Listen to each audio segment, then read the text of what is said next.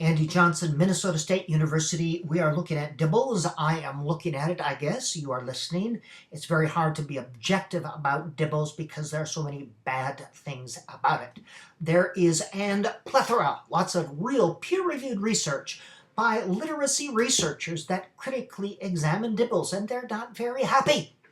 It is not a valid or reliable measure of real reading, and it is not an accurate predictor of real reading. There is little, if any, and I've yet to find solid research to support DIBELS. Research is not research unless and until it has been peer-reviewed, sent out to a jury of your peers that assesses both the methodology, the data, the conclusions, the theoretical support. Research is not simply doing a study and collecting numbers. Anyone can do that. One of the many dangers or bad things about DIBELS is it incorrectly predicts real reading performance. Also, DIBELS becomes a curriculum, and DIBELS, as you're going to see, is focusing on speed. Everything must be done in a minute, and it's timed.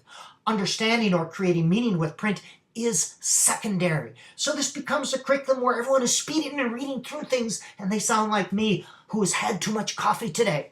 All right? DIBELS is not based on what expert readers do, real readers do, mature readers do to create meaning with print. Reading is not sounding out words, it's creating meaning with print. Now, do not be fooled by the fancy charts and important sounding numbers and words that you'll see in a DIBELS manual. Anyone can create charts and words, all right?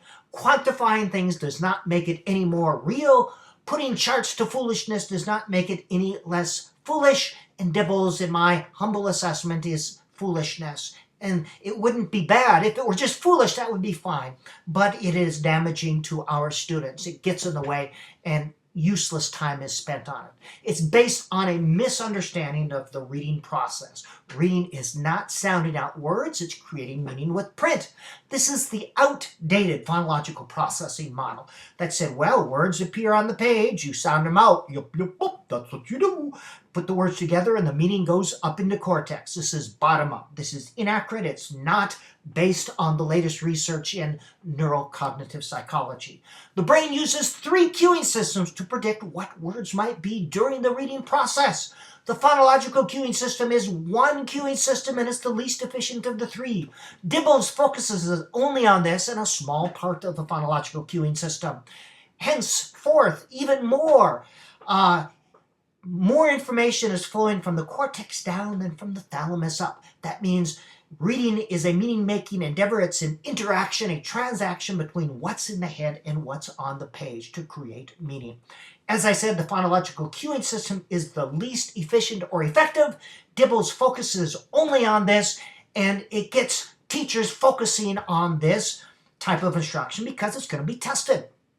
Now, according to DIBELS, it is a set of measures to assess early literacy and reading skills. I do not think this is quite accurate. According to DIBELS, it should be used to identify students who may be at risk for reading difficulties. And this is one of the major problems. It misidentifies students, all right? It purports that there is a reading problem where there is not a reading problem. It says it helps teacher identify areas to target instructional support. This is not true. It does not diagnose. It does not tell you what to do as a result of that assessment. It says it is to monitor at-risk students while they receive additional targeted instruction. Well, you can monitor all you want, but it does not provide a valid diagnosis, and it does not tell you what type of instruction to do as a result of all that monitoring. Examines the effectiveness of your school's system of instructional support. That is absolutely not true, not true, not true, not true. According to DIBELS, it should be used to make decisions about reading instruction. I certainly hope this is not the case because you are going to be making bad, invalid decisions. This is the case, and I'll be showing you why this is so. According to DIBELS, it's designed to measure key components that are representative of reading skill area and predict overall reading competence, and it does not do this, and I'll show you why that is so. 6 subtests, and we're going to look at each one of these: letter naming, phoneme segmentation, nonsense words, etc., etc. All right, here's the first one, letter naming fluency. Students are presented with a bunch of letters, upper, lowercase, asked to name as many as they can in 1 minute. What does this have to do with creating meaning with print? Speed, recognition, a small part of phonological, but nothing to do with creating meaning and transactive approaches. That is a very invalid and nonsensical type of measure. Show me support that's predictive, that is predictive of anything other than to do equally well on an equally invalid measure.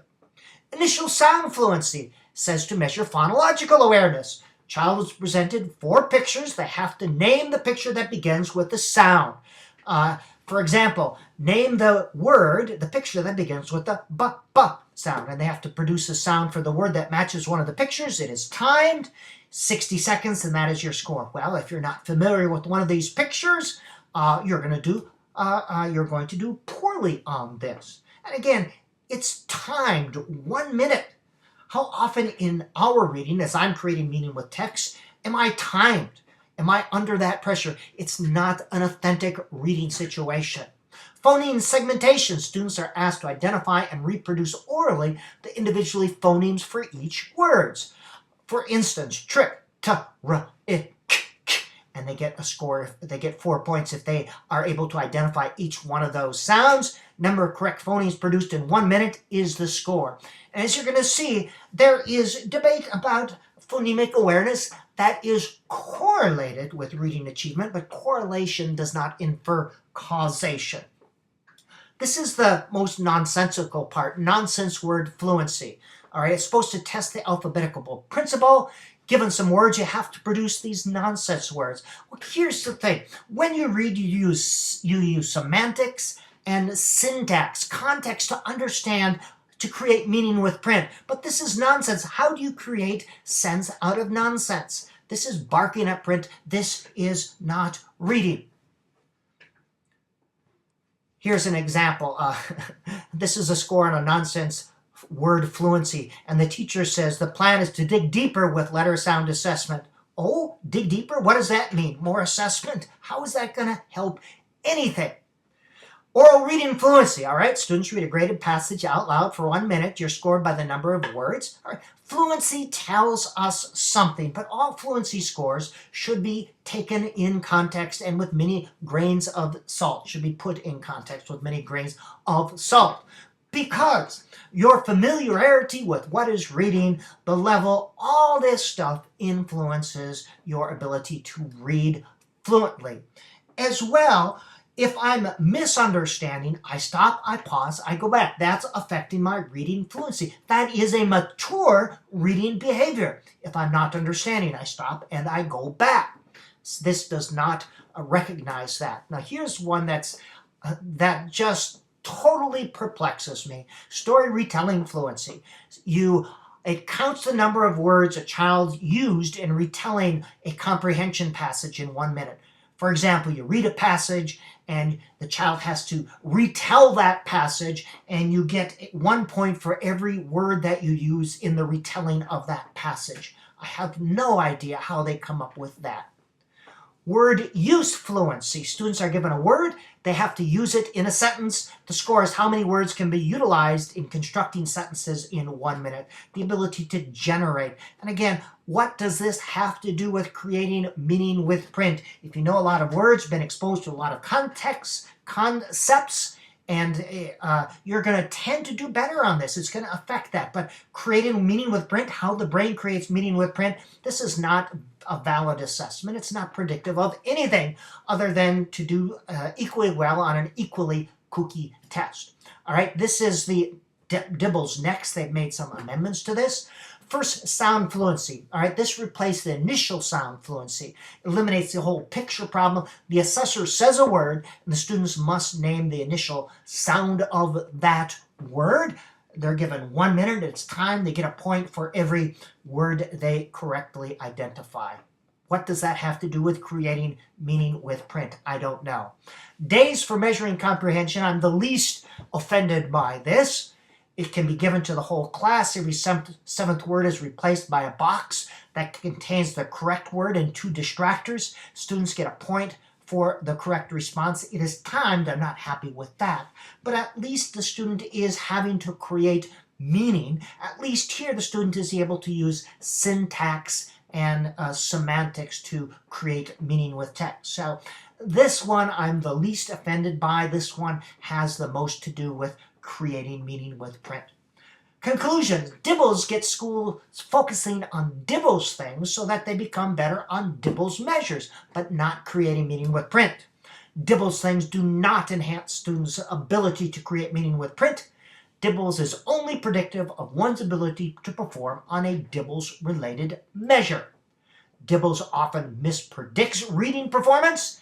It is not a valid measure, not supported by peer-reviewed research, and is not based on research-based theory. DIBELS equates speed with reading performance. Expert readers read something fast and other things slow. Reading subskills may be correlated with later success, but correlation does not infer causation. People who advocate DIBELS do not have, in my opinion, a solid base in reading theory and in research related to reading, literacy research. People who advocate this tend to be focusing on the phonological processing model, which is an outdated model of reading, which equates reading simply with sounding out words. And reading is creating meaning with print, and we rely not on one cueing system, but three.